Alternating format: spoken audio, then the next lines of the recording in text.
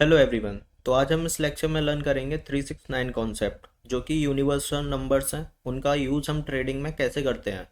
आपने बहुत जगह पे सुना होगा या बहुत लोगों के लेक्चर्स में देखा होगा 369 जहाँ तक कि ये एक्स पे भी देखा होगा कि ये 369 एक्चुअली में है क्या। ये आपको नॉर्मली किसी ने बताया नहीं होगा, जो आपकी पेड मेंटोरशिप में उसमें भी नहीं बताया होगा। बट मैं आपको ये सारी चीज़ें खुद से इसलिए बताना चाहता हूँ क्योंकि आपको अभी इस चीज़ के बारे में बेसिक भी नॉलेज नहीं है।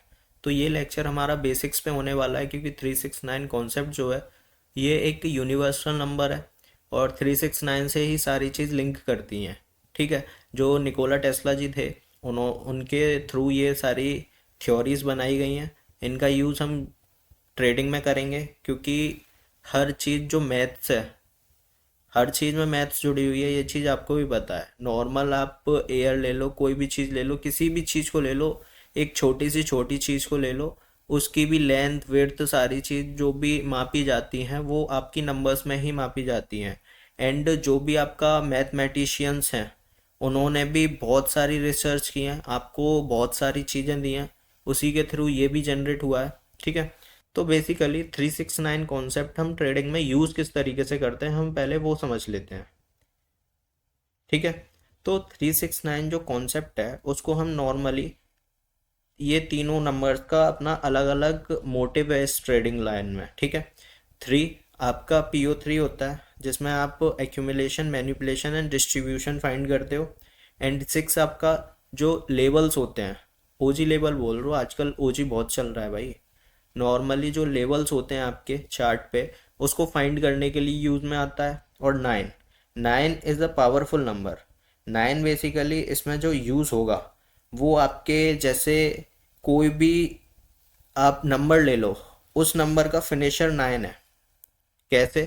क्योंकि कोई भी इससे ऊपर जाने की कोशिश करेगा 9 से तो वो सबको खत्म करके खुद 9 को क्रिएट कर लेगा। सपोज करो कोई उससे बढ़ चढ़ के बोल रहा है, अभी मैं 9 1 9 होता है। ठीक है। 9 2 20, वो सॉरी 18। ठीक है। 18 को अगर प्लस करोगे तो 9 आएगा। ठीक है। 9 3 27, 27 को प्लस करोगे तो क्या आ रहा है? 9। ऐसे ही आप अगर आगे जाओगे ना, 4 5 तो उनको प्लस करने के बाद जो एक्चुअल डिजिट आएगी वो 9 आएगी। तो 9 हम इसीलिए बोलते हैं कि जो भी सारे डिजिट्स हैं उससे अगर कोई ऊपर जाने की कोशिश करेगा तो वो उसको फिनिश करके खुद की वैल्यू लेके आएगा। ठीक है। बट अगर कोई इसके साथ में चलेगा, सपोज करो इसके साथ में प्लस करते हुए चलेगा, तो वहां पे वो उसकी वैल्यू बढ़ा देगा। सपोज करो इसमें 9 में हम 1 प्लस कर देंगे तो क्या वैल्यू आएगी? 1। 9 में 2 प्लस कर देंगे तो क्या वैल्यू आएगी? 11। और 11 को प्लस करेंगे तो 2। ठीक है। तो यहाँ पे अगर इसके साथ में कोई चलता है तो ठीक है। अगर इससे ऊपर निकलने की कोशिश करेगा तो ये फिनिश करके उसको अपनी डिजिट में ही कन्वर्ट कर लेगा। तो 9 का रोल इसमें पावरफुल है। ठीक है। तो बेसिकली हम पहले 3 को डिस्ट्रीब्यूट करेंगे इधर उधर और डिफाइन करेंगे। एंड फिर 6 की लेवल्स देखेंगे एंड 9 की। तो ये नॉर्मली बेसिक लेक्चर है तो इसको कोई भी इतना एडवांस समझने की ज़रूरत नहीं है। ठीक है। क्योंकि मेरे को पता है इस लेक्चर में जो ये सीरीज़ है ना पूरी, इसमें बहुत सारी चीज़ें मिलेंगी आपको। 369 एक छोटा मोटा कॉन्सेप्ट नहीं है। ठीक है। ये डायमेंशंस डिफाइन करता है ट्रेडिंग की। तो ये सारी चीज़ें जो आपने अभी तक रीड की है ना या स्टडी की हैं सोशल मीडिया से, यूट्यूब से या किसी के पेड मेंटोरशिप से भी, वो सिर्फ बेसिक्स है। जो ट्रेडिंग के पीछे एक्चुअल चीज़ें हैं वो आपको आज तक किसी ने बताई नहीं है क्योंकि वो एक्चुअली में उनको खुद नहीं पता है। ठीक है। आप नॉर्मली किसी से भी पूछोगे ना 369 क्या है, निकोला टेस्ला ने वो किया था इन्वेंट, और उसके बिहाफ पे हम ट्रेड लेते हैं, ये फिब के नंबर होते हैं, ये ऐसे होता है, ये वैसे होता है। यहाँ पे इसको ऊपर ऊपर से ये सारी चीज़ें खत्म कर देगा कोई भी। बट ये मैं आपको सारी चीज़ें डिफाइन करूँगा। 3 में जो पावर ऑफ 3 है उसको हम कैसे फाइंड कर सकते हैं, कैसे वो बनता है, कैसे उसके लिए सारी चीज़ें डिटरमाइन करना ज़रूरी है। 6 के जो लेवल्स हैं, मीन्स जो 6 नंबर है उसमें जो लेवल्स आते हैं उनको कैसे क्रिएट किया जाता है, कैसे बनते हैं, कैसे 9 की वैल्यू आती है, कैसे हम 9 को यूज़ कर सकते हैं, ये सारा A to Z जो 369 कॉन्सेप्ट है वो आता है। ठीक है। तो यहाँ पे नॉलेज है, अगर आप ग्रैब करना चाहो तो कर सकते हो। अब भाई मैं आपको एक एक चीज़ चार्ट पे ले जाके तो दिखा नहीं सकता, क्योंकि आप बच्चे हो नहीं जो मैं आपको चार्ट पे ले जाके एक एक कि बाबू ये ऐसे नहीं ऐसे होगा, ये ऐसे नहीं ऐसे होगा, ठीक है। नॉर्मली आप भाई आईक्यू लेवल आपको बढ़ाना पड़ेगा। आप मैं आपको सारी चीज़ें ओरली बता सकता हूँ। चार्ट पे बैक टेस्ट करना है वो आपको करना है, ट्रेड बनानी है वो आपको बनानी है। मैं आपको सिग्नल्स भी दे सकता हूँ भाई ग्रुप में, बट मैं आपको सिग्नल्स भी नहीं देता। क्यों? क्योंकि भाई अगर मैं ये सारी चीज़ें आपके साथ करने लग गया तो भाई फिर आपका ट्रेडिंग लाइन में होने का क्या मतलब है? फिर आप कोई और जॉब कर लो ना। सिग्नल तो किधर ना किधर से आपको मिलते रहेंगे, वहां से पैसा उठा के दूसरी जगह इन्वेस्ट कर दो। ट्रेडिंग सीखनी क्यों है फिर आपको? ठीक है। तो अगर आप ट्रेडिंग सीखना चाहते हो या ट्रेडिंग लाइन में सच में आना चाहते हो तो ये सारी चीज़ों से पहले बाहर निकलो, ठीक है। तो हम स्टार्ट करते हैं अपना लेक्चर। तो नॉर्मली टाइम एंड प्राइस में दो चीज़ें आती हैं, एक आपका प्राइस एंड टाइम, ठीक है। तो प्राइस में आपकी क्या क्या चीज़ आती हैं? प्राइस में आती है आपका PO3 means accumulation manipulation and distribution, and दूसरा आता है इब्डा। इब्डा क्या होता है? जो आपका 20 डेज बैक का जो डेटा होता है उसको बैक टेस्ट करना, एंड 60 डेज जो 60 डेज जो होते हैं उसको बैक टेस्ट करना, ठीक है। ये दो कॉन्सेप्ट हैं इब्डा में। तो ये सारी चीज़ें अगर आप देखोगे ना आगे चल के तो आपको बहुत अच्छी तरीके से सारी चीज़ें समझ में आ जाएंगी। क्यों? क्योंकि आपको भी पता है जो PO3 है, ठीक है। PO3 नॉर्मली आपका यूज़ होता है जो आपके इस नंबर्स के अकॉर्डिंग चलोगे ना तो आप 4 आवरली टाइम फ्रेम पे चार्ट पे जाओगे, ठीक है, स्विंग्स को मार्क करोगे तो उसमें जो पूरी डिजिट आती हैं, सपोज करो यूरो USD का चार्ट है, उसमें एक लेवल जो रेजिस्टेंस है सपोर्ट है, ठीक है, एक स्विंग आपने कैच किया, उसमें जो पूरा टोटल डिजिट होंगी उसको आपको कैलकुलेट करना है, देन आपका प्राइस आएगा, ठीक है। टाइम एंड प्राइस में आपको नॉर्मली लोग क्या बताते हैं टाइम को लेके कि ये सेशंस होते हैं, ये इसमें यहाँ पे आपका ये प्रीवियस डे है, प्रीवियस वीक है, प्रीवियस वो है आपका मंथ। तो ये सारी चीज़ें बताते हैं, बट नहीं, एक्चुअल में ये सारी चीज़ें आपको समझाने के लिए है ही नहीं। ये सारी चीज़ें आपको बेवकूफ़ बनाने के लिए हैं। क्योंकि एक्चुअली में, चलो मैं कह रहा हूँ, ये आपने बड़े टाइम फ्रेम पे आपने ये मार्क कर लिया, previous day, previous week, previous month, previous session, previous hour, previous quarter, ये सारी चीज़ आपने मार्क कर ली। बट इसका यूज़ आपको किस तरीके से करना है ये तो किसी ने बताया ही नहीं। AMD कॉन्सेप्ट समझा दिया, अभी AMD नहीं बना तो सपोज करो आप अभी AMD नहीं बना तो मार्केट हमेशा तो एक बार ऐसे चलती नहीं है। क्योंकि मैं आपको एक चीज़ बताऊं, जो मार्केट पूरे वीक में जो मूव देती है ना, सपोज करो पूरे वीक में मार्केट मूव दे रही है, ठीक है, वो किस तरीके से देती है आपने कभी सोचा है? पूरे वीक में जो मार्केट मूव देती है वो किस तरीके से देती है, आपने ये कभी सोचा है? मैं आपको बताता हूँ। जो मंडे है ना, मैं आपको पूरे वीकली रेंज बताता हूँ कैसे आपको वर्क करना है। इन वर्ड्स को मेरे को नोट कर लेना एक जगह पे। जो आपका मंडे है उसको आपको देखना है कि मंडे क्या कर रहा है, ठीक है। अगर मंडे को ट्यूसडे फॉलो करता है, मेरी बातों पे गौर करना, अगर मंडे को ट्यूसडे फॉलो करता है तो आपको वेनसडे को सेम सेटअप देखना है जो आपका ट्यूसडे ने किया है, ठीक है। And Monday Thursday 99% reversal day होते हैं, ठीक है। ये चीज़ आप फॉलो कर लेना, ठीक है, और नोट कर लेना। मंडे और थर्सडे आपके 99% रिवर्सल डे होते हैं, ठीक है। और फ्राइडे थर्सडे को फॉलो करता है, ठीक है। ये सारी चीज़ें नोट कर लेना।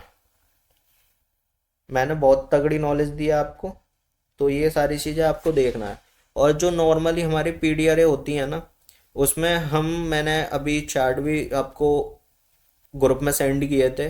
PDRA को लेके प्रीमियम डिस्काउंट लेवल जो होते हैं, जो हमारी डीलिंग रेंज होती है ना, उसमें देखना है हमको old high low, rejection block, bearish order block, FVG liquidity voids, bearish breaker and bearish mitigation block, ये आपको प्रीमियम में देखना है। आप नॉर्मली ग्रुप में जाके टेलीग्राम ग्रुप में वहाँ पे ये सारी चीज़ें रिवाइज कर लेना। और मैं एक एक चार्ट जो डालता हूँ, एक एक इंफॉर्मेशन जो डालता हूँ उस पर ध्यान दिया करो, ठीक है। और ऐसे ही आपको डिस्काउंट लेवल में देखने हैं ओल्ड हाई और low, rejection block, bullish order block, FVG, liquidity voids and bullish breaker and bullish mitigation. ठीक है, ये सारी चीज़ें आपको देखनी है। और सबसे बड़ी चीज़, प्राइस में ये दो चीज़ें तो आती हैं, PO3 एंड इब्डा। ठीक है, ये सारी चीज़ें आपने देख ली, बट इसके ज़रिए हम क्या कर सकते हैं, टाइम पे किस तरीके से ये वर्क करेगा। अब PO3 है, PO3 आपका AMD कॉन्सेप्ट नहीं है, मेरी बात को गौर से सुनो। PO3 जो है, PO3 में क्या आता है, AMD कॉन्सेप्ट ही है, accumulation, manipulation and then distribution. तो ये PO3 है। ठीक है, बट यहाँ पे ये प्राइस में दे रखा है, यहाँ पे ये टाइम में अलग क्यों दे रखा है भाई? कोई चीज़ अलग नहीं है, ये इससे कोरिलेट है और इब्डा इससे कोरिलेट है। क्योंकि मैंने आपको अभी क्या बोला, प्रीवियस डेटा जो होता है 20 डेज एंड 60 डेज का, वो यही होता है। ठीक है, तो यही सारी चीज़ें हैं। और मैं आपको बताऊं, 60 डेज जो नियर बाय क्लोज होता है 61 डेज के। ठीक है, नियर बाय क्लोज होता है 61 डेज के लिए। और 61 पे आपका क्या आगे क्या आएगा, अगर आप जाओगे तो 81 डेज, और 81 डेज को अगर प्लस करोगे तो क्या आ रहा है निकल के 9, जो कि आपका एक स्पेसिफिक नंबर है जो मैंने अभी आपको डिफाइन किया है। ठीक है, तो इसमें बहुत सारी चीज़ें आती हैं, जैसे हमारा अभी मैंने चार्ट डाला था उसको लेके, एक्सपेंशन को लेके, कि नॉर्मली वो सारी चीज़ें आपको फाइंड करनी है उसमें। जो मैंने आपको time expansion, time contribution and time construction, time distortion, ये सारी चीज़ें आपको बताई थी, जो नॉर्मली आपको एक्स पे देखने को मिल जाता है, कहीं और किसी की चार्ट पे आपने देखा होगा। क्योंकि भाई एक बंदे को तो आप फॉलो करते नहीं हो, सबसे बड़ी कमी आपकी यही है, जो अभी तक आप प्रॉफिटेबल नहीं हो ना, एक बंदे को फॉलो ही नहीं कर रहे। उसमें आपको ना बहुत सारे नंबर्स होते हैं, जैसे मैंने अभी चार्ट सेंड किया था, उसमें 4795 ऐसे करके कुछ नंबर्स थे। हम नॉर्मली चार्ट पे जो यूज़ करते हैं, जैसे मैं अभी आपको बता देता हूँ, ये चार्ट है, मेरे को नहीं पता आपको क्लियर दिख रहा होगा नहीं दिख रहा होगा, बट इसमें आप इस वाली साइड को देखो, ये प्राइस है ना, इस प्राइस को देखो कहाँ से स्टार्ट हो रहा है, जीरो से। जीरो से कहाँ गया, 27, 27 से 54, 54 से ये आपका 81, 81 से ये आपका गया है 108 पे। ठीक है, और इन नंबर्स को अगर आप प्लस करोगे ना, तो इन नंबर्स को प्लस करने के बाद आपका आंसर क्या आ रहा है, 9। तो ये आपका एक चार्ट का नंबर है। ठीक है, ये आपका एक चार्ट का नंबर है और ये आपका एक टाइम है। ठीक है, ये आपका प्राइस है, ये आपका टाइम है। इसको कैसे फॉलो करना है मैं आपको बताता हूँ। एक आपका स्पेसिफिक क्वार्टर ले लो या स्पेसिफिक एक डीलिंग रेंज ले लो। डीलिंग रेंज आपको पता है क्या होती है? डीलिंग रेंज नॉर्मल आपको बता दी कि यहाँ से यहाँ तक आपको फिब मार्क करना है, premium discount is the dealing range. यही डीलिंग रेंज है मैं आपको बोल रहा हूँ, बट हम इसमें बड़े टाइम फ्रेम पे या इसको प्राइस एंड टाइम के साथ कोरिलेट करके कैसे देखेंगे, ये सारी चीजें आपको समझ आना जरूरी है। तो इसके लिए आपको सबसे पहले चार्ट पे, अब मैं इसको डिफाइन कर देता हूँ चार्ट को, एक्चुअली में ये है क्या। इसमें लर्निंग पर्पस जैसा इस लेक्चर में आपको अगर वर्ड को कैच कर रहे हो ना, तो बहुत इंपॉर्टेंट चीज़ें हैं, जिससे कि जो भी आपके डाउट्स हैं ना, जो भी आपके थ्योरीज हैं या जो भी आपके कॉन्सेप्ट्स हैं, जो भी आप देख रहे हो सोशल मीडिया पे या जहीं जहाँ कहीं भी, वो सारे जवाब आपको आज मिल जाएंगे इसमें। किस तरीके से ये नंबर्स को यूज़ कर रहे हैं, किस तरीके से हम इन पे ट्रेड ले सकते हैं। ठीक है, मैं मेरे चार्ट पे आपको नॉर्मली नंबर नहीं दिखेंगे, बट मैं नंबर्स पे ट्रेड लेता हूँ। समझ में आई? क्योंकि मैं आपको चार्ट भेजता हूँ क्लीन, जिससे कि आप डिस्ट्रैक्ट ना हो। तो नॉर्मली एक डीलिंग रेंज होती है, डीलिंग रेंज अब ये है 27 to 54, दोनों 99 नंबर है, प्लस करोगे तो। ठीक है, अब ये एक क्वार्टर हो जाता है। एक क्वार्टर के अंदर मार्केट सिर्फ इस लेवल, ये सपोर्ट और ये रेजिस्टेंस, इसके बीच में ही ट्रेड करेगा, ना इससे ऊपर जाएगा ना इससे नीचे आएगा। जा सकता है, बट कब? जब दूसरी साइड की लिक्विडिटी या सपोर्ट रेजिस्टेंस को टैप करने के बाद आए तब।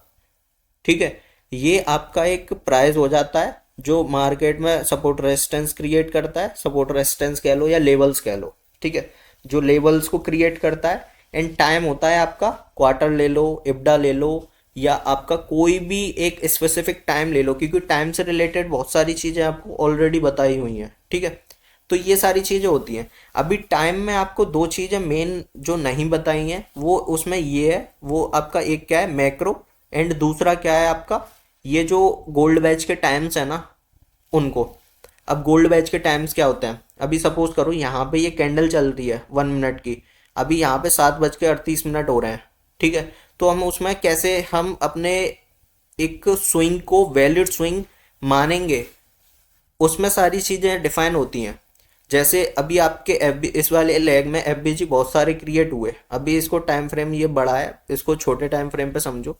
छोटा टाइम फ्रेम मतलब इमेजिन कर लो, ये छोटे टाइम 1 मिनट का चार्ट है।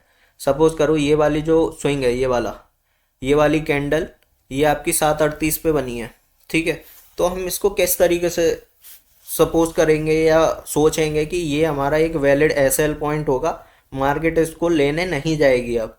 तो इसको हम किस तरीके से डिफाइन करेंगे या फिल्टर करेंगे, तो उसके लिए यही टाइम डिस्टॉर्शन जो नंबर होते हैं, जो टाइम डायमेंशंस होती हैं ना, वो जो नंबर्स हैं वो ये चीज़ डिफाइन करती हैं। समझ में आया? तो यहाँ पे अगर वो टाइम एक स्पेसिफिक टाइम मिल रहा है जिसमें हम टाइम को एज अ रिवर्सल लेते हैं या एज अ कंटिन्यूएशन लेते हैं, तो उसमें वो सारी चीज़ें बता देता है। यहाँ पे हमको पता चल गया ये एक ये एक वैलिड लो या हाई बन चुका है, अब मार्केट इसको लेने नहीं आएगी तब तक कि सामने लिक्विडिटी ग्रैब नहीं कर लेती। ये एक मेंटेलिटी कह लो या एक आईक्यू लेवल कह लो, इन नंबर्स के थ्रू हम अपने जो सेटअप है उस पर कंफर्म हो जाते हैं कि हम सही हैं। और जिस जगह आप सही नहीं हो, मार्केट आपका एसएल हिट कर दे, तो उस जगह भाई हंसते हंसते एसएल दे दो, क्या दिक्कत है उसमें। क्योंकि मार्केट में जो आप क्राइटेरियाज थे उन क्राइटेरियाज को पार करके ही तो ट्रेड लिए, तो उसमें एसएल गया है तो आपकी कोई गलती नहीं है ना। और अगर आप एक एसएल से डिमोटिवेट हो जा रहे हो तो भाई आप ट्रेडर बनने के लायक ही नहीं हो। अपनी जो भी मेंटेलिटी है ना उसको सुधारो। ठीक है, हमने ये सब पढ़ लिया। अब स्टेप 1 में हमको क्या करना है, डिफाइन योर डीलिंग रेंज। जो डीलिंग रेंज मैंने अभी आपको बताई ना लेवल्स की, उसमें वो सारी चीज़ें आती हैं। अब ये नहीं है कि डीलिंग रेंज में सिर्फ आपको वही चीज़ें देखनी है, क्योंकि मैं आपको बताऊं जो एएमडी कॉन्सेप्ट है, ठीक है, मेरी बातों पे गौर करना, जो आपका एएमडी कॉन्सेप्ट है उसमें आपका सबसे पहले आता है PO3। आप PO3 को कैसे इंट्रोड्यूस करोगे, है ना। दूसरे लेवल पे आता है आपका कैलकुलेशन, PO3 की कैलकुलेशन कैसे करोगे। तीसरा आएगा आपका एएमडी कॉन्सेप्ट में ही trading profile, profile and size, जो भी आपका मैटर करेगा उसमें, ठीक है। और फिर आपको ऑप्टिमल PO3 जो डीलिंग रेंज में साइज में यूज़ होती है, वो यूज़ में कैसे लेना है वो डिफाइन करना है, ठीक है। और फिर इसमें आ जाएगा आपको कि आपको जो डिटरमाइन करना है वो कैसे करना है, चीज़ों को वेरीफाई कैसे करना है, चीज़ों को PO3 की जो डीलिंग रेंज है उसको कैसे यूज़ करना है, ठीक है। फ्रैक्टल PO3 को कैसे यूज़ करना है, PO3 स्टॉप रन्स कैसे होते हैं, PO3 लिक्विडिटी क्या होता है, रेंज एक्सपेंशन एंड कॉन्ट्रैक्शन क्या होता है, ये सारी चीज़ें होती हैं PO3 के अंदर, बता रहा हूँ मैं। आपने ये सारी चीज़ें अभी तक सुनी भी नहीं होंगी, बट मेरे को पता है एक लेक्चर में ये सारी चीज़ें कवर करना या नॉर्मली बताना ये आपके बस की बात नहीं है, या मेरे भी बस की बात नहीं है भाई, ठीक है।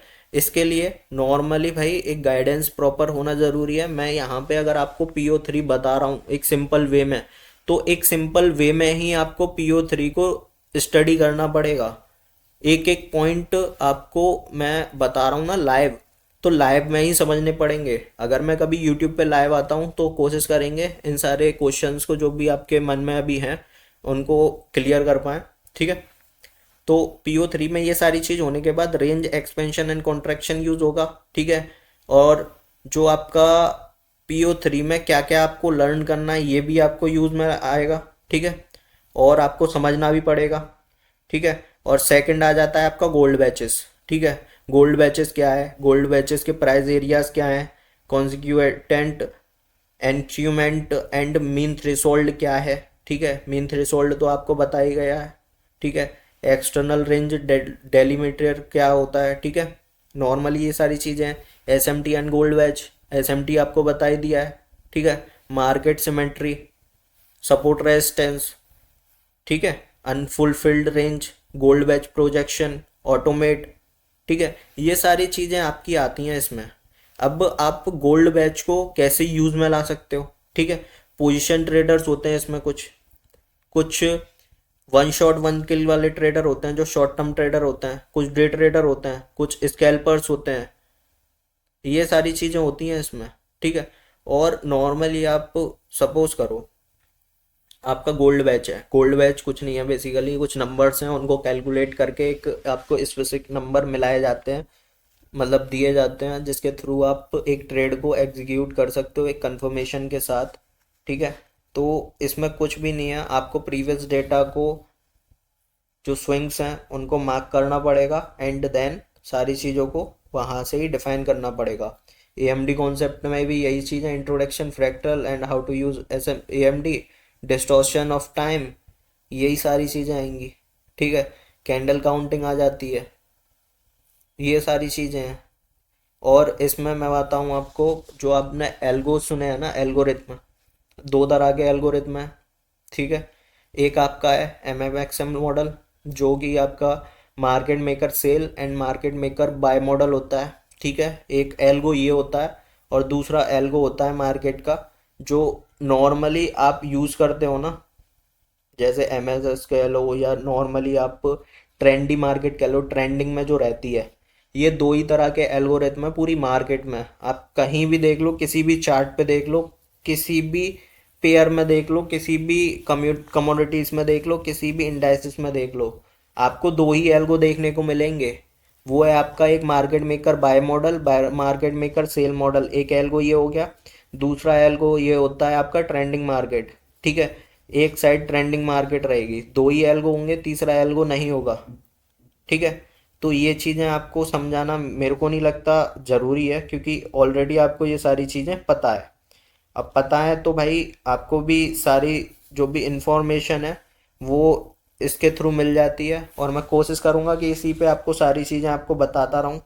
क्योंकि नॉर्मली गोल्ड बैचेस में भी ना हिडन ओटीई ट्रेड होती हैं, ठीक है, जिसमें हम ओबी ट्रेड प्लान करते हैं। जीबी में ही होता है, जो गोल्ड बैच होते हैं ओबी को कैसे ट्रेड करना है, ब्रेकर को कैसे ट्रेड करना है, ठीक है, स्टॉप रन्स को कैसे ट्रेड करना है, इक्विलिब्रियम को कैसे ट्रेड करना है, एफबीजी को कैसे ट्रेड करना है, आइंस्टाइन ट्रेड प्लान क्या होता है, ठीक है। जो आपका पूरा ट्रेड का व्यू होता है ना, विजुअलाइजेशन जो होता है जीबी ट्रेड का, जीबी मतलब गोल्ड बैच, वो सारी चीज़ें होती हैं। मिसलीनियस आता है इसमें, power of three, DR shifting, ठीक है। बहुत सारी चीज़ें हैं भाई, अब आपको क्या क्या बताऊँ मैं, ठीक है। तो ये सारी चीज़ें आ जाती हैं, आप इसमें कंफ्यूज मत हो भाई, ये एक लर्निंग पर्पस के लिए नहीं दे रहा हूँ मैं, ये सारी चीज़ें आपको दे रहा हूँ कि आप किसी की भी चीज़ से बेवकूफ़ ना बनो, समझ रहे हो। क्योंकि आप, मैं अभी आगे ले जाता हूँ, जिसमें आप, मैंने आपको बताया थ्री जो नंबर है वो पावर ऑफ थ्री के लिए यूज होता है, एएमडी कॉन्सेप्ट जिसे बोलते हैं हम। Six is the gold batches, gold batches is the price levels, ठीक है, जो प्राइस के एरियाज लेवल्स है ना उनके लिए यूज होता है। Nine is a look back period, means जो आपका एबडा है उसके तरह से जो टाइम के लिए यूज होती हैं चीज़ें, ठीक है। यही सब चीज़ें हैं, मैं अभी आपको बताता हूँ, एक मिनट। जो मैंने आपको एल्गोरिथम बताया, ठीक है, नॉर्मली एल्गोरिथम में भी यही सारी चीज़ें यूज़ होती हैं जो मैंने बताया। दो तरह के एल्गोरिथम है, एक आपका एमएमएक्सएम, दूसरा ट्रेंडिंग मार्केट, दो ही एल्गो हैं, ठीक है। जो बैंक हैं या जो इंस्टीट्यूशंस हैं वो आपके नॉर्मली बड़े हाई टाइम फ्रेम पे काम करते हैं, high time frame weekly and daily, ठीक है। मंथली पे भी जाते हैं बट मंथली पे इतनी कोई वो नहीं है, बट आप नॉर्मली वीकली एंड डेली पे जा सकते हो उनके सारे प्रोस्पेक्टिव सारे फैक्टर्स जानने के लिए। अब इसको आप आइडेंटिफाई कैसे कर सकते हो मूव को, जैसे अभी हमने चार्ट पे रीड किया ना 27, 54, 81, नॉर्मली आप 27 और 81 को यूज़ करो इस टाइम फ्रेम का। मिनट्स पे भी जा सकते हो आप, जैसे सपोज आप, अगर आप पे नॉर्मली सब्सक्रिप्शन बाय कर रखा है आपने, तो आप उसमें 27 मिनट्स टाइम फ्रेम यूज़ कर सकते हो, 81 मिनट टाइम फ्रेम यूज़ कर सकते हो। वहाँ पे आपको पार्टीशन मिल जाता है, जिससे कि आपको चीज़ें समझने में आसानी होगी, ठीक है। ये सारी चीज़ें चार्ट पे जाके देखने के लिए बोल रहा हूँ भाई मैं। अब मेरे को कोई भी ये मत बोलना कि मैं आपको कुछ बता नहीं रहा हूँ, चार्ट पे जाके देखो भाई। अगर आप ट्रेडर हो या समझ रखते हो, थोड़ा भी आईक्यू है तुम्हारे अंदर, तो वहाँ पे जाके देखो। और मेरे को अगर इस लेक्चर पे एक अच्छा रेस्पॉन्स मिला जो मैंने एक्सपेक्ट नहीं किया है हर तरीके से, चाहे वो लाइक ले लो, सब्सक्राइबर ले लो, या कमेंट्स ले लो, या शेयर्स ले लो, ठीक है, अगर मेरे को अनएक्सपेक्टेड रिजल्ट मिला तो मैं इस लेक्चर्स को आगे कंटिन्यू करने की कोशिश करूँगा, वरना मैं यहीं पे इस लेक्चर को एंड कर दूंगा, ठीक है। तो ये सारी चीज़ें आपके हाथ में हैं कि ये लेक्चर आगे कंटिन्यू रहें या नहीं रहें, या मैं दूसरा टॉपिक स्टार्ट करूं, क्योंकि ये एक यूनिक चीज़ दे रहा हूं मैं नॉर्मली लोगों से अलग हटा के आपको। क्योंकि नॉर्मल लोग क्या है, मैं भाई किसी की बुराई नहीं कर रहा, क्योंकि भाई बहुत बढ़िया बढ़िया ट्रेडर्स हैं जो ब्रेकर को भी बहुत अच्छी तरीके से डिफाइन करके एक जेन्युइन ट्रेड बता रहे हैं, ओबी को बता रहे हैं, नॉर्मल मार्केट स्ट्रक्चर को बता रहे हैं, भाई सब लोग अच्छा कर रहे हैं।